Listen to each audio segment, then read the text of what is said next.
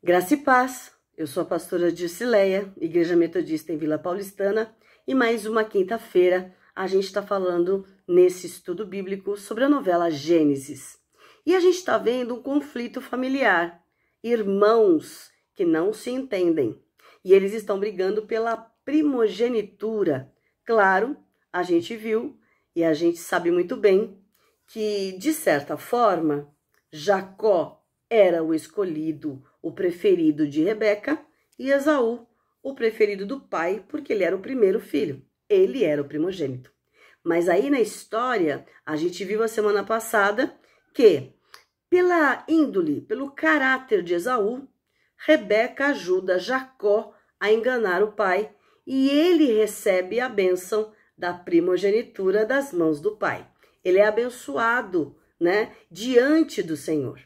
A gente não pode esquecer que nenhum irmão é igual ao outro. Sempre tem um que tem que ter mais carinho, mais delicadeza, mais detalhe. Um gosta de chamar mais atenção e assim por diante. E aí, quando a gente lê então Gênesis 27, a gente está percebendo que Esaú perdeu a primogenitura, o direito de primogenitura. E a gente percebe também pela novela que ele não fica triste porque ele perdeu a bênção. Ele fica triste porque ele não vai herdar as coisas do pai. Ele não vai ter o poder que ele gostaria de ter. Muito triste isso. E Isaac abençoa então o seu filho Jacó, e Jacó fica muito feliz pela bênção que ele recebe. Ele valoriza demais este momento com Deus. E aí a gente percebe então na novela, quando Rebeca chega para Isaac e diz que ela ajudou, eles conversando, ela consegue dizer então para ele tudo aquilo que ela ouviu de Deus. O maior servirá o menor. Então, de certa forma, pela índole de Esaú, ele não estava indo para um caminho bom. Então, ele não poderia ser uma pessoa que receberia a bênção de Deus. Jacó não, ao contrário, já era um moço mais centrado, mais voltado a Deus, mais voltado a ouvir, a obedecer. E o pai mesmo percebe. De verdade, ele entende que Deus escolheu Jacó, mas ele diz assim, mas a gente deveria ter deixado Deus agir no tempo certo e não fazer do nosso jeito, ou melhor, do seu jeito, Rebeca. Nós erramos ao tentar fazer do nosso jeito. Jacó é o escolhido? Tá bom. Ele foi abençoado? Tá bom. Mas Deus poderia fazer do jeito dele e não você ter dado um jeitinho. A gente percebe que isso já aconteceu nessa história aí com a Sara, Quando ela entrega Agar, e aí ela vai ter vários problemas com Ismael e com Agar, a serva. Bom, Esaú então, quando chega e percebe que ele perdeu a bênção, ele fica muito bravo. E ele fala, pai, você não tem outra bênção para me dar? Você não pode me abençoar de outra forma? E a resposta foi, filho, você vai viver em lugares menos férteis, você vai viver da tua espada e você vai servir a teu irmão. Isso para ele era um motivo de muito desespero, de frustração, E aí diz assim, quando te libertares, sacudirás o jugo da tua cerviz. Ele não entende isso, ele não entende nada disso e fica muito bravo com toda essa situação. E nessa raiva ele promete que ele vai matar a Jacó, o seu irmão, de qualquer maneira, porque ele vai se vingar desta injustiça cometida pelo irmão. Jacó então foge e vai para Padã-Arã, que é a terra do seu tio, o seu tio Labão, que é irmão da Rebeca. Esaú era forte, mas Jacó era o protagonista. E aí a gente vê a tristeza na vida então de Rebeca e de Isaac, a briga dos filhos. O filho que não obedece, o filho que casa com mulheres que não têm os mesmos princípios, e a vida de Jacó, uma pessoa totalmente abençoada, já abençoada em todos os seus princípios, em todo o seu jeito de ser. E aí fica claro, então, por que Deus escolhe Jacó? E Esaú poderia ter falado, tá bom, tudo bem, eu vou viver em paz com meu irmão, eu vou me arrepender do que eu fiz, eu não podia fazer isso, e viver uma vida em tranquilidade com o irmão. Mas não, ele resolve perseguir. Ele quer matar, o desejo dele é matar. E ele se volta então contra os seus pais e ele se volta contra Deus por ter permitido que isso acontecesse. E aí ele tem, no capítulo de ontem, O título do capítulo é essa, a provocação de Esaú. E ele faz uma coisa que desagrada demais a Isaac.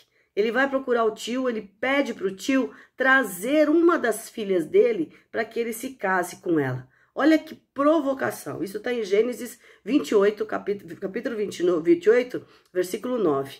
Ele casa com a filha de Ismael para receber a bênção do irmão de Isaac. Ele não deu a bênção como pai, mas o tio daria a bênção. Olha como ele foi provocador, sarcástico, irônico, provocando o pai, mostrando que ele era de verdade vingativo, que ele guardou bastante rancor de toda essa situação. Não se arrependeu, não voltou atrás, ficou muito nervoso e aí coloca os pés pelas mãos. E aí a gente vê Jacó então fugindo, tendo um momento de encontro com o irmão, uma luta lá, mas ele foge. E como ele valorizava essa bênção, ele ouve os seus pais que pedem então para ele ir para a terra do tio, e ele vai. Porque ele precisava da bênção e ele queria cada dia mais continuar sendo abençoado. E a vida dele precisava ser salva, de alguma maneira precisava ser salva, porque tudo que estava acontecendo estava incomodando demais ele.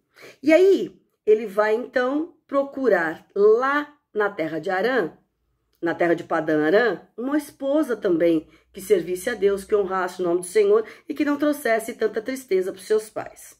E o futuro então de Jacó estava incerto. E ele faz as pedras do travesseiro. Essa parte é bonita, se você assistiu e viu com a gente, o sonho de Jacó, quando ele vê as escadas, né, que levavam ao céu, e ele sonha. E neste sonho ele ouve do Senhor, eu sou o Senhor. O Senhor se mostra a Jacó. E toda a bênção que ele tinha recebido do pai, que o pai tinha recebido já de Abraão, vai ser confirmada na vida dele. Por Deus, o próprio Deus fala com ele. As estrelas dos céus, a areia do mar, a quantidade de filhos e de bênção que ele teria seria infindável.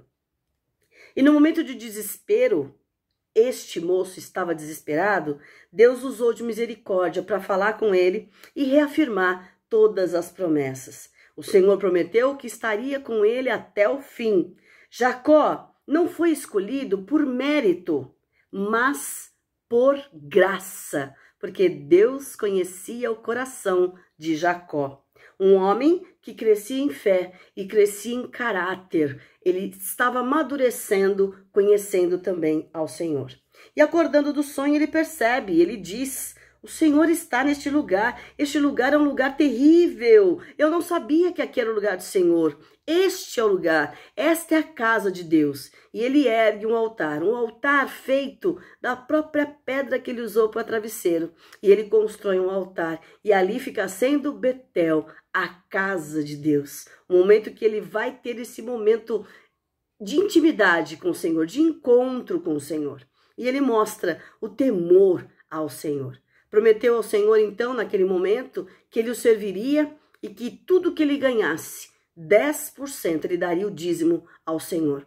Porque eu sei que o Senhor vai cuidar de mim, um lugar de consagração. E lá, neste momento, ele canta uma música que diz assim, pela primeira vez, sozinho, lutando contra medos e aflições, fugindo e olhando em tantas direções, sem nada mais. Só seguindo até chegar aqui, neste lugar. Só então eu pude ver quanto tempo sem te conhecer. Faço dessa pedra um altar para me entregar, um voto para a vida toda. Deus no topo das escolhas, o primeiro, acima de mim. E quando a gente termina de ver o sonho que vai lá para cima mostrando a escada, quem está lá em cima? Jesus, né? Mostrando que ele também é Deus, que também estava neste momento junto com o Pai, recebendo a oração de Jacó e abençoando a vida dele. E aí a gente vai um pouquinho, volta e vê neste mesmo processo de consagração de Jacó, de busca de Jacó, a gente vê Raquel e Lia. Raquel, eu tenho que passar um pouquinho para frente para a gente poder entender até, porque a gente vai ver agora nesses próximos capítulos. Raquel, ela não era uma vilã, Talvez ela não fosse uma vilã, uma pessoa ruim, uma pessoa má. Mas ela não era escolhida de Deus. Jacó escolheu como mulher. Ele gostou dela pela sua beleza, pela sua formosura. Ele a escolheu. Deus não. E Lia, a mais velha, que tem os olhos tristes, porque isso que o nome dela é Lia, os olhos tristes. Ela foi desprezada várias vezes desde a infância. E neste momento a gente vai vendo aí nos capítulos 29 que todos os homens que a conhecem também a desprezam. Também a rejeita, porque ela é franzinha, magrinha. E muitos não gostavam do jeito da Lia. E a gente não pode esquecer uma coisa importante: de Lia vai nascer Judá. Judá é da descendência, ou melhor, da ascendência que vai gerar o Senhor Jesus. Olha que Deus, que perfeito o Senhor, porque Ele conhece o fraco. Ele sabe que quando a gente está fraco, aí que a gente é forte. Ele sabe que quando a gente se coloca nas mãos dele, Ele nos abençoa e nos capacita, e nos dá o melhor, e faz o melhor na nossa vida. E aí, então, neste momento, a gente vai perceber o seguinte, já vou falar hoje para você já ir acompanhando essa semana. A mesma trapaça que o Jacó fez com o pai, com o Esaú, Deus permite que ele sofra. Ele quer Raquel, mas por 7 anos ele vai trabalhar e vai receber Lia. E por mais 7 anos ele vai trabalhar para poder receber Raquel. Então a mesma trapaça que ele fez, ele recebe também, né? E aí a gente percebe que durante um tempo, a gente vai ver isso, que a gente já está sentindo isso. Lia se apega com Deus. Apesar do desprezo que sofreu, ela prefere e vai preferir confiar em Deus. E Raquel, mais ou menos, né? Mais ou menos. E a gente não pode dar todo spoiler assim para a gente poder ver toda a novela. E se você ler 1 Samuel 16, 7, Êxodo 33, 19, Eclesiastes 9, 11, Romanos 9 e 16, está dizendo justamente que Deus escolhe aquele e aquela que tem o coração sincero. Por isso, Deus muda a ordem, Deus abençoa quem Ele quer abençoar, e o Senhor é Deus sobre a vida dessas pessoas. E eles prosperam, eles multiplicam, eles de verdade são abençoados. Que a gente aprenda isso, que a gente não tenha medo não. Se está se sentindo fraquinho, o último bolachinha do pacote, não se preocupe. Você se sente fraco demais? Deus não veio escolher os fortes. Deus não veio escolher os mais sabidos, os mais bonitos. Deus veio escolher aquele que tem o coração mais sincero diante da sua presença, que o serve e o adora em espírito e em verdade. Glória a Deus. Ele não age como nós agimos. Ele é Deus, conhece o propósito do nosso coração.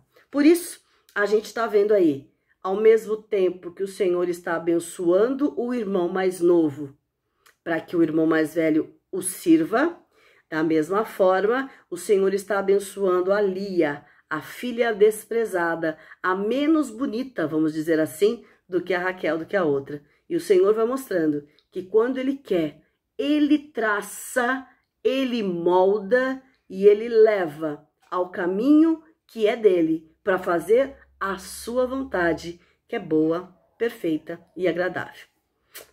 Para não esquecer, quem aparece para ajudar Jacó? Lúcifer, o diabo. E aí ele fala assim, deixa que eu te ajudo a chegar lá na casa do seu tio. E aí a gente percebe assim, como a gente falou já antes, o diabo não sabe o que a gente pensa, ele não conhece o nosso pensamento.